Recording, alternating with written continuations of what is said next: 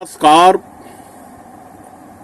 स्वतंत्रता की हीरक जयंती के अवसर पर मैं क्षितिज की ओर से आप सबको हार्दिक बधाई देता हूं। हमारी आजादी हमारे पूर्वजों के संघर्ष, त्याग, निष्ठा और समर्पण की देन है। इस देश को आजाद कराने के लिए लाखों लोगों ने कुर्बानियां दी, जेल की यातनाएं झेली, हंसते हंसते फांसी के फंदे पर झूल गए और तब जाकर हमें यह आजादी प्राप्त हुई। अनेक रचनाकारों ने देश की जनता को जागृत किया, जगाया, चिंतन किया। आधुनिक युग का भारतेंदु युग, जिसे नवजागरण का युग कहा जाता है, वहां नाटक और पत्रकारिता के माध्यम से जनता की राष्ट्रीय चेतना को जागृत करने की एक रचनात्मक पहल हुई। द्विवेदी युग में अनेक कवि आए जिन्होंने इस देश की गौरवपूर्ण अतीत का गायन किया, वर्तमान की दशा पर चिंता व्यक्त की और एक बेहतर भविष्य के निर्माण के लिए लोगों को जागृत किया। मैथिली शरण गुप्त ने लिखा कि हम कौन थे, क्या हो गए और क्या होंगे अभी, आओ बिचारे आज मिलकर ये समस्याएं सभी। उन्होंने हमारी गौरवशाली परंपरा को हमारे नौजवानों के समक्ष रखा, उन्हें उद्बोधित किया। जयशंकर प्रसाद ने अपने नाटकों के माध्यम से, नाटक के गीतों के माध्यम से एक नई जागृति पैदा की। अरुण या मधुमेह देश हमारा, जहां पहुंच अनजान क्षितिज को मिलता एक सहारा। उनका एक प्रसिद्ध प्रयाण गीत है चंद्रगुप्त नाटक में नागराज छंद में लिखा हुआ। हिमाद्रि तुंग श्रृंग से प्रबुद्ध शुद्ध भारती, स्वयं प्रभा समुज्ज्वला स्वतंत्रता पुकारती। अमर्त वीर पुत्र हो दृढ़ प्रतिज्ञ सोच लो, प्रशस्त पुण्य पंथ है बढ़े चलो बढ़े चलो। तो यह उद्बोधन, यह जागरण का संदेश निराला ने जागो एक बार जैसी कविता लिखी। राम की शक्ति पूजा सिर्फ जानकी के उद्धार की कविता नहीं है, वह इस देश के उद्धार की कविता भी है। उसमें इस देश की मुक्ति के लिए स्वप्न भी है और संकल्प भी। जयशंकर प्रसाद ने यह कहा कि और देश मनुष्यों की जन्मभूमि है, लेकिन यह देश मनुष्यता की जन्मभूमि है। जब दिनकर आए 1928 में, उनका पहला काव्य संग्रह विजय संदेश आया, तो उन्होंने विजय संदेश की कविताओं के माध्यम से राष्ट्र की मुक्ति के लिए पहल करने वाले सरदार वल्लभ भाई पटेल के प्रति अपनी श्रद्धा निवेदित की। उन्होंने जगाया, उन्होंने एक निष्ठा व्यक्त की और एक वातावरण बनाया। छात्र सहोदर में भी उन्होंने अनेक ऐसी कविताएं लिखी जो कविताएं मंत्र की तरह जागृत करती थीं। उन्होंने प्रणभंग में भी कई ऐसी रचनाएं दी। शहीदों के नाम पर 1931 में प्रकाशित उनकी एक प्रसिद्ध कविता है। महात्मा गांधी के नमक सत्याग्रह पर उन्होंने 1930 में एक कविता लिखी, महात्मा गांधी शीर्षक से। 1931 में भगत सिंह के बलिदान पर उन्होंने एक अत्यंत मार्मिक और झकझोरने वाली कविता लिखी, मूक बलिदान। उनकी एक प्रसिद्ध कविता है 1933 की, हिमालय के प्रति, मेरे नगपति मेरे विशाल। उन्होंने हिमालय के माध्यम से देश की जनता को जागृत करने की कोशिश की है।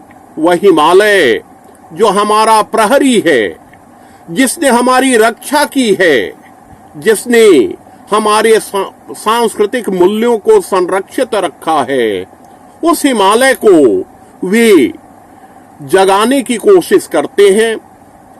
वे यह भी कहते हैं कि रे रोक युधिष्ठिर को न यहां, जाने दे उनको स्वर्ग धीर, पर फिरा हमें गांडीव गदा, लौटा दे अर्जुन भीम वीर। शंकर से कह दो आज करें वे प्रलय नृत्य फिर एक बार, सारे भारत में गूंज उठे हर हर बम का फिर महोच्चार। तो इस तरह हुंकार की कविताओं में, रेणुका की कविताओं में वे जागरण का मंत्र भरते हैं।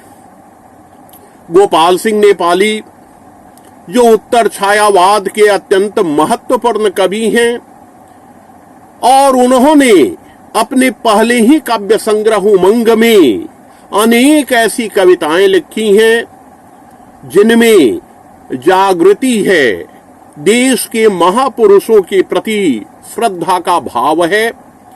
उमंग में उन्होंने गांधी पर लिखा है। उमंग में ही एक प्रसिद्ध कविता है स्वतंत्रता की ओर, जिसमें उन्होंने कहा है कि आज यहाँ का बच्चा बच्चा पिटने का अभिमानी है, देश दंग है देख देख कर यह कैसी कुर्बानी है। 1935 में जब रागनी का प्रकाशन हुआ तो उसमें एक प्रसिद्ध कविता थी भाई बहन। भाई बहन के माध्यम से वे देश के नौजवानों को, देश की युवा शक्ति को सही दिशा देना चाहते थे। राष्ट्र की मुक्ति के लिए उन्हें संकल्पित करना चाहते थे। माखनलाल चतुर्वेदी, जिन्हें एक भारतीय आत्मा कहा गया, उन्होंने अपनी अनेक कविताओं के माध्यम से कैदी और कोकिला, पुष्प की अभिलाषा जैसी कविताओं के माध्यम से उन्होंने देश को जागृत किया। अन्य ऐसे असंख्य कवि हैं जिन्होंने देश में स्वतंत्रता के लिए संघर्ष का वातावरण बनाया, जिन्होंने उत्प्रेरित किया, जिन्होंने जनमानस को चैतन्य किया। हमें आजादी मिली, लगा कि अपनी धरती हुई, अपना आकाश हुआ, लेकिन धीरे धीरे मोह भंग होने लगा। 1960 के आसपास की जो स्थिति बनी, उससे मोह भंग होने लगा। और जब चीन ने पंचशील के सिद्धांत को मानने के बावजूद हमारे साथ गद्दारी की, विश्वासघात करते हुए उसने इस देश पर हमला किया, तो फिर कवि जागृत हुए।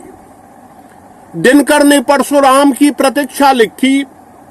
परशुराम की प्रतीक्षा की कविताओं में जो आग है, जो देश का संकल्प है, वह देखने लायक है। नेपाली ने हिमालय ने पुकारा की कविताओं के माध्यम से इस देश के संकल्प को मुखरित किया। उन्होंने साफ कहा कि हम शीश झुकाएंगे न फरियाद करेंगे, जो हमसे लड़ेगा उसे बर्बाद करेंगे।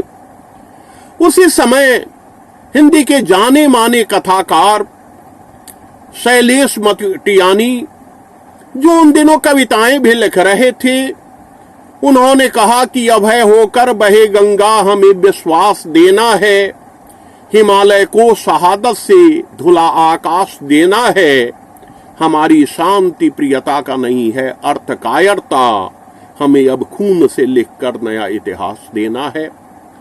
देश जागृत हुआ, लगा कि हम अपने देश को विदेशी ताकतों से मुक्त करने के लिए सक्षम हो रहे हैं।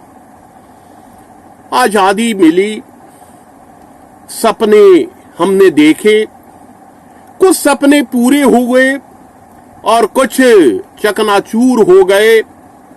किसी कवि ने कहा कि कुछ आंसू बन ढल जाएंगे, कुछ दर्द चिता तक जाएंगे। अनेक स्वतंत्रता सेनानी जिन्होंने इस देश की आजादी के लिए लंबी यातनाएं झेली थीं, वे निराश होने लगे। निराशा का वह भाव 60 के बाद के साहित्य में देखा जा सकता है। गीतों के माध्यम से भी गीतकारों ने यह स्थिति सामने रखी।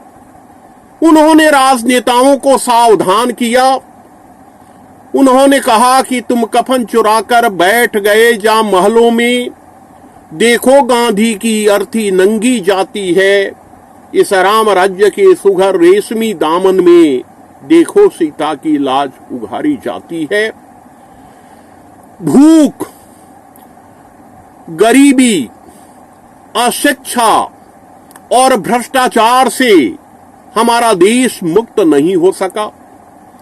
हमारे बाद चीन आजाद हुआ, लेकिन चीन ने विकास किया इसलिए कि वहां ऊपर से नीचे तक ईमानदारी थी।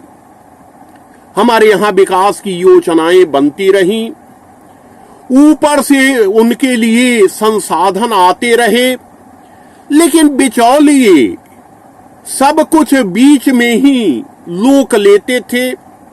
आचार्य जानकी वल्लभ शास्त्री का एक प्रसिद्ध गीत है मेघ गीत, जिसमें उन्होंने इस स्थिति का चित्रण किया है। ऊपर ऊपर पी जाते हैं जो पीने वाले हैं, कहते ऐसे ही जीते हैं जो जीने वाले हैं। तो यह आजादी पूरी तरह से अभी साकार नहीं हुई है। अभी भी अशिक्षा है। बेरोजगारी के कारण हमारी युवा शक्ति भटक रही है, वह आतंक की ओर उन्मुख हो रही है। कभी नीरज ने कहा था कि चाह इंसान को मक्कार बना देती है, बाग के बाग को बीमार बना देती है। भूखे पेट को देशभक्ति सिखाने वालों, भूख इंसान को गद्दार बना देती है। हमें पहले हर पेट के लिए रोटी की व्यवस्था करनी होगी, हर सर के लिए छत बनानी होगी। हमें शिक्षा को अधिक व्यापक बनाना होगा। महात्मा गांधी जब आजादी के लिए संघर्ष कर रहे थे तो उन्होंने बुनियादी विद्यालयों की स्थापना की। उनका उद्देश्य था कि शिक्षा बहुउद्देशीय हो। और आज शिक्षा के नाम पर हम सूचनाएं परोस रहे हैं। जो ज्ञान साधना से प्राप्त होता था, उस ज्ञान की जगह आज हम सूचना तकनीक की ओर अग्रसर हो रहे हैं। आज शिक्षा को भी हम एक उत्पाद मान रहे हैं। आज की शिक्षा न चरित्र निर्माण उस तरह से कर रही है और न वह पूरी तरह से रोजगारोन्मुखी हो रही है। हमें सोचना होगा। यह दायित्व सिर्फ सरकार का नहीं है, यह दायित्व हमारा भी है। हम जागृत रहेंगे तो हमारे जनप्रतिनिधि भी सजग रहेंगे, सक्रिय रहेंगे। आजादी की इस वर्षगांठ पर हमें संकल्प लेना चाहिए कि हम जगे रहें, जगाते रहें और देश के विकास के लिए अपने स्तर पर हम पूरी कोशिश करते रहें। हमारा संकल्प इतना गहरा हो जाए कि समुद्र भी उसे डुबा नहीं पावे। हम यह कह सकें कि मेरे हौसले को डुबोना है मुश्किल, समंदर में अब इतना पानी नहीं है। हमें पहले स्वयं को शुद्ध करना होगा। हमें भय से मुक्त होना होगा। हमें सच कहना होगा। सच कहना यदि बगावत है तो समझो हम भी बागी हैं। कभी यह नारा गूंजा था, हमें भी सच कहना होगा, हमें भी सत्ता को खबरदार करना होगा, उन्हें उनके दायित्व का बोध कराना होगा। आज व्यक्तिवाद फिर हावी हो रहा है। गौतम बुद्ध ने आंदोलन किया था इसी व्यक्तिवाद के खिलाफ। आज आजादी के इस पुण्य पर्व के अवसर पर हमें यह संकल्प लेना होगा कि हम लोकतंत्र के प्रहरी बनेंगे, हमारा लोकतंत्र पारदर्शी होगा और हम सामूहिक विकास पर बल देंगे। इन्हीं अनुरोधों के साथ मैं आप सबको स्वतंत्रता दिवस के अवसर पर अनंत शुभकामनाएं देता हूं। धन्यवाद।